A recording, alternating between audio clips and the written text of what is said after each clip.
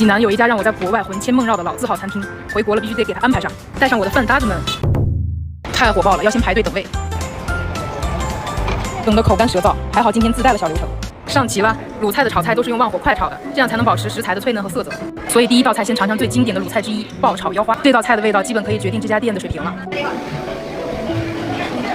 不错的，很鲜嫩，味道也很醇厚，不腥不骚，真的很下饭。再试试我比较爱的九转大肠，这摆盘就很到位。尝尝味道，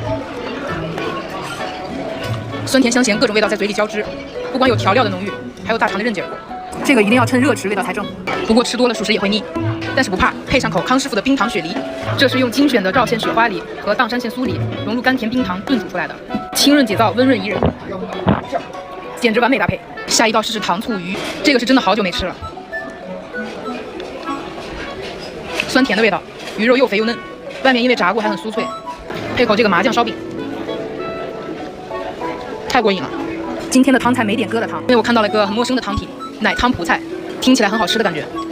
来尝尝，食材还挺丰富的，果然汤如其名，真有点奶奶的。荤素搭配，再来口小黄瓜，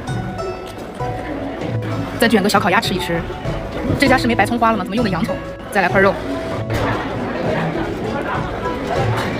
最后一个是甜品桂花山药糕，已经快被我的饭搭子们吃光了。淡淡的甜味儿，口感还挺细腻的，吃饱喝足，这餐多亏了它。最后一起干个杯，干杯！